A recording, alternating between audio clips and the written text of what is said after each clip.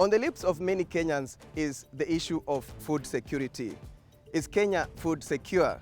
And this question comes at a time when some parts of the country, especially those in arid and semi-arid regions, are experiencing severe food shortage. Now, the Jubilee administration pledged to reduce hunger in the country through mega projects like the Galana Kulalu Food Security Project that is based in 2 counties, Kilifi and Tana River. And the question we are asking is the Galana Kulalu Food Security Project on track towards making Kenyans food secure? Sisi tulikuwa tunafikiri tutakuwa na faida hata sisi. Kwa upande ya chakula, food security is access. What determines access is income. We have already started engaging investors. It's not on track, it's off track.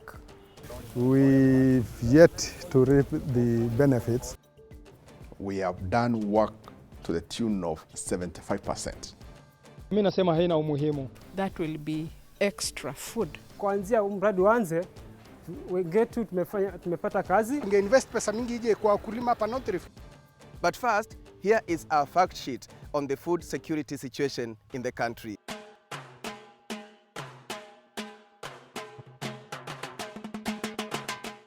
Almost 70% of Kenya's landmass is affected by drought. This covers most parts of Rift Valley, northeastern, eastern and coast regions, therefore classified as arid and semi-arid land. Most of these regions experienced dry weather conditions causing pressure on the existing pastures and water resources on which the communities depend on for survival. Statistics indicate that only about 20% of the country receives high and regular rainfall, but most parts of the country this year have received below average rainfall.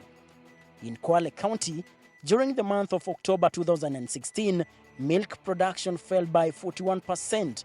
Kilifi, on the other hand, experienced a significant number of livestock deaths in Kaloleni and Ganze. In Garissa, there have been unusual premature and stillbirths, especially in Ijara, which is particularly affected by livestock diseases. Distance to water sources in the affected counties has increased. The last 4 years, we used to feed about 2.5 million Kenyans who are food deficit. Currently, we have been able to reduce the number from 2.5 million to 1.5 million. Of the 1.5 million, 1.3 million now require total support, full support from the government. But one may ask, is emergency food aid from the government the same thing as being food secure? For the Chamwada report, I'm Elijah Mongi.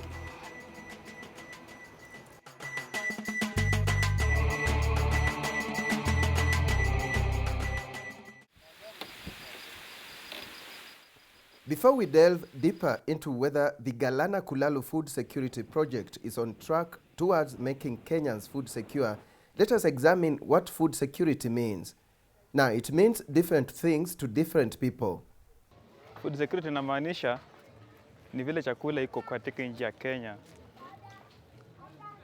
Yaani kama ni mingi ama ni kidogo.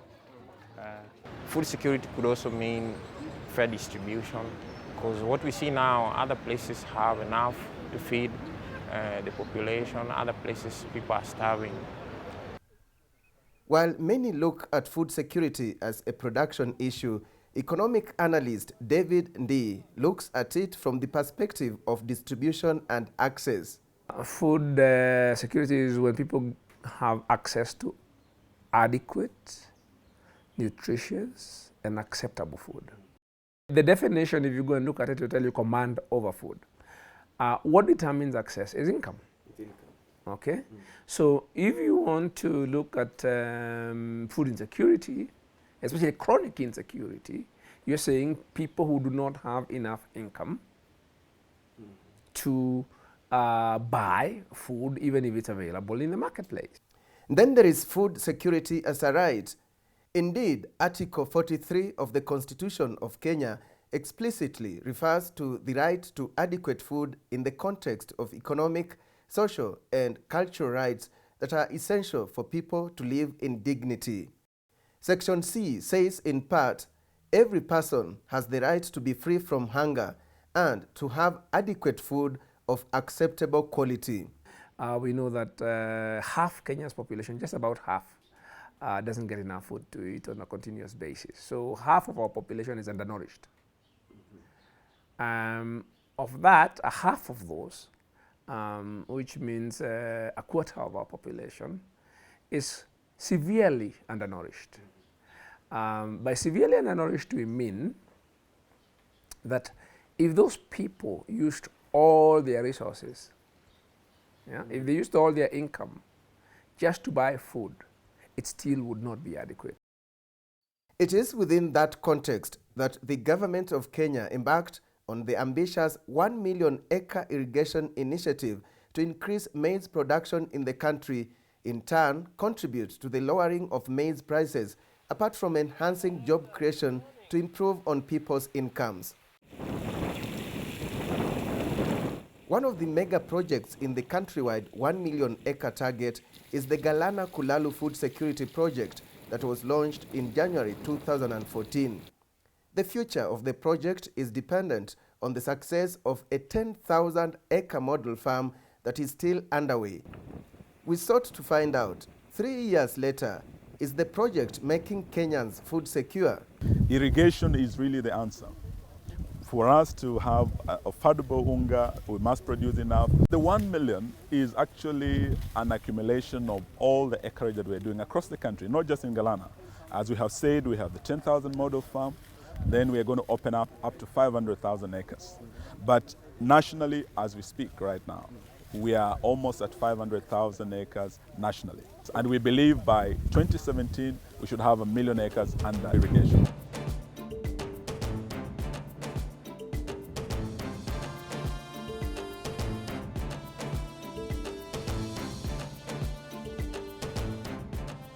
The first harvest, we earned 500 acres. And out of that, the harvest really varied because we earned about 16 varieties that we were trying. We earned a very good one variety even giving us almost 39 bags. We earned some other variety giving us even as low as 5 bags. We zeroed on the best 4 varieties. We have come to the that season where we have pushed it up and we have harvested on average 31 bags per acre. Generally, for the country, it's a good grain store for the country. It's a granary for the country. But for the county, we've yet to reap the benefits. We've not had much of a rippling effect. As you are aware, it used to be also our grazing area. So it's a shrinking grazing area, but we hope in future it will create enough jobs. It is going to create industries where employments are going to be done, and it will keep us food secure. It's not on track, it's off track. Because if you see the design of the whole project, if you read the objectives of this particular project, both design and objectives have been missed.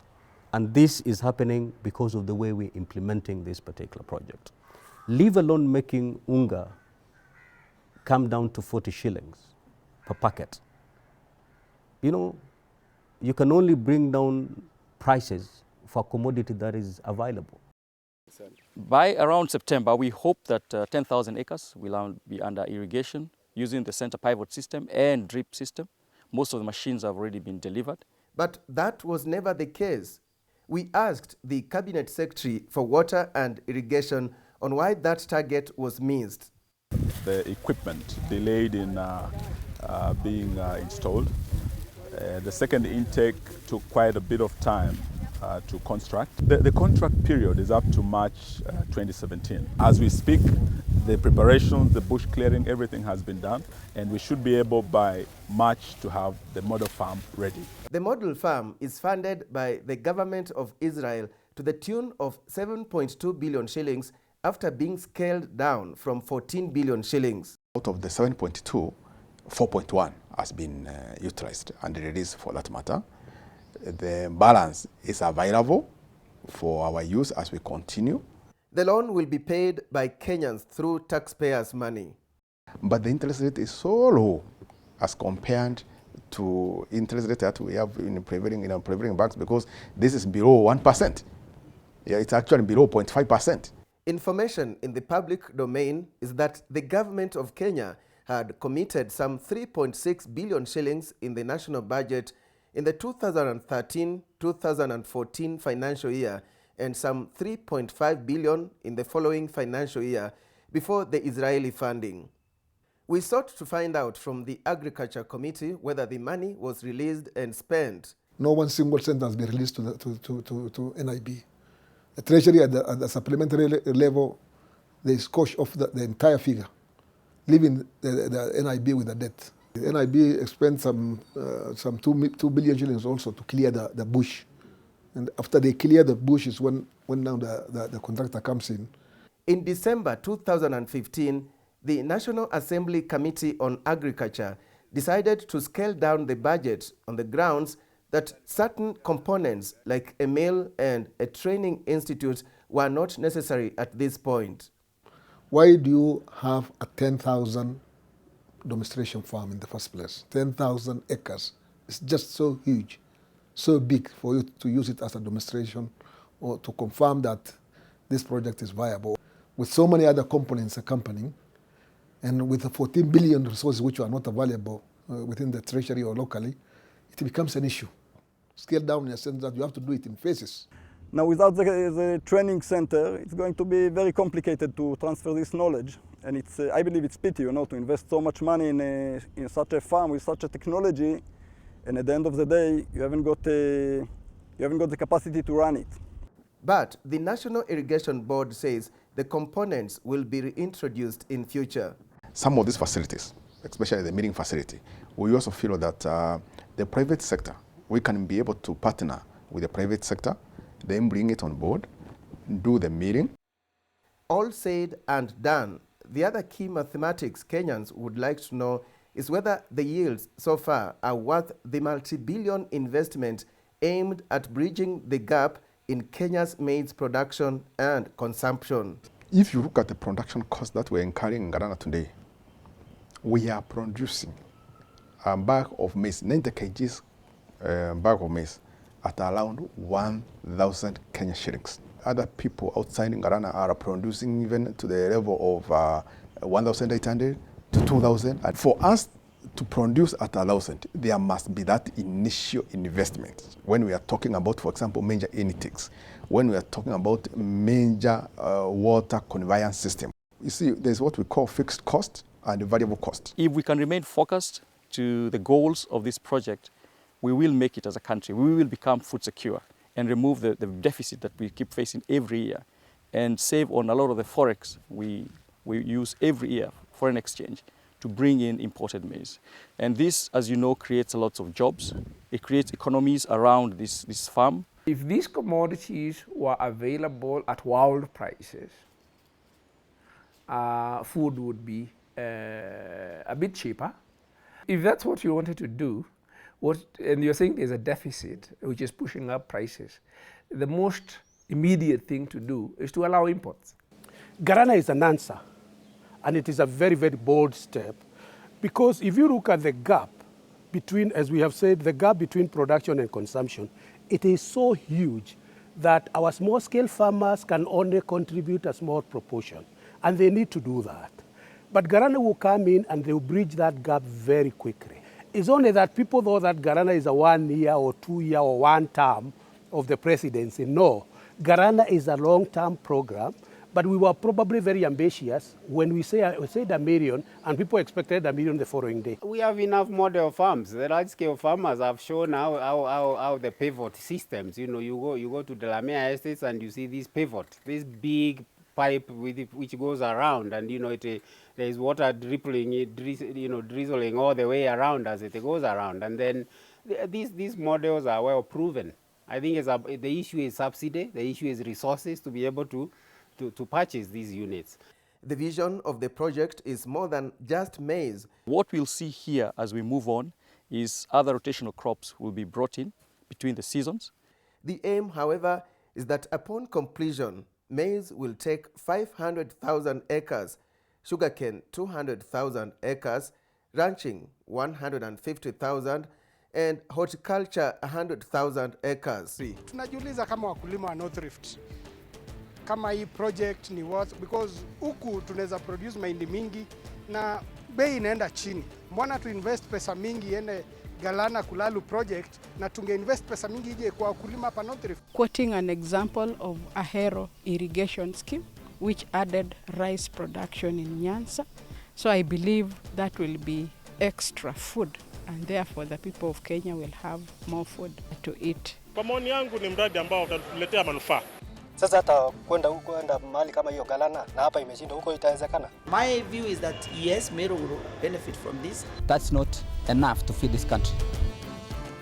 The general feeling among the residents of Kilifi and Tana River counties, where the Galana Kulalu Food Security Project is located, is that they have yet to feel the trickle-down effect of the initiative on their lives and ability to buy food to be food secure.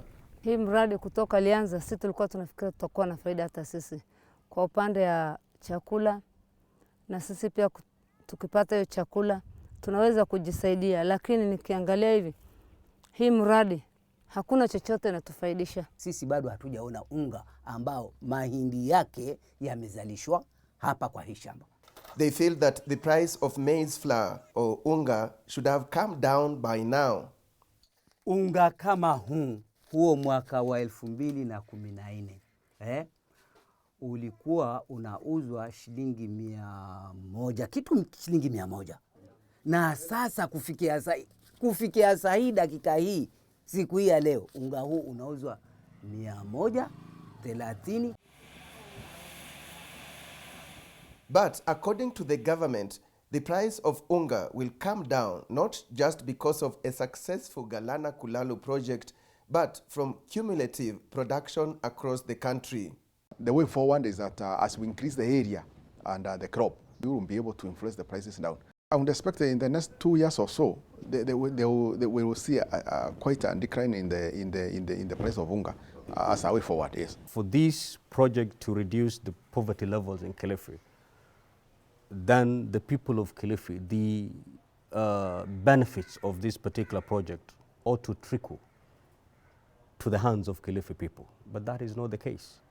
If you look at bulk of the employees who are working Kulalu Galana irrigation project, minimal percentage of those employees are from Kilifi. 95% of the people working in Galana are from the local communities. And that one I can tell you for sure. Despite criticism on job creation by local leaders, there are residents who say their level of income has improved after they got employment on the model farm. On my behalf, I can say it has improved my standard of living. And also, if I can consider the entire community, we have some ladies who are working on the hotels, of which they get self-employment. We have other people who have been employed here. So now it has transformed totally the life of the people. Kuna hiyo haja ya manyumba za kupangisha hapa. Sasa ilipojenga rumu mbili, zote zimepata wapangaji na sasa wanakaa ndani. Tana River Governor Hussein Dado, on the other hand, says the success of the project depends on implementation. Indications are that the project is good if well managed. Because we have two schemes, Bura and Hola, that was done quite a long time ago, that have not really reached where we expect them to reach. My only worry is the mechanization. There's too much mechanization, and once the team that was contracted to do the first one goes, and what things like siltation starts coming in, then the blame game will start in, but it's not in immediate future. Critics say the Galana Kulalu Food Security Project is unique in the sense that it is highly mechanized, hence limiting employment opportunities, and being a nuclear model, it also limits opportunities for technology transfer. Is that the best way of using that fund? Supposing we got a drip kit for all the farmers in Metongo, in Meru. Supposing we got drip kits for all these farmers that are trying to do French beans, in Kirinyaga and elsewhere. Wouldn't that be a better use of money, to get the technology further to the people than in one big establishment? While the bulk of Kenya's food is produced by smallholder farmers, the government maintains that the role of large-scale farmers cannot be ignored. What we plan to do is bring in the private sector to run this farm and kick off the second phase, which is expanding this farm to 30,000 acres, which is manageable using the water available from the river. There has always been fear that if Galana works, then we are going to displace all our small-scale farmers in North Rift. So it must be done in tandem with moving our small-scale farmers from low-value food production into higher-value crops, the kind of things that you see happen in central Kenya. The government is trying to fill the gap of food security by growing all the maize in one place using the technologies that are available.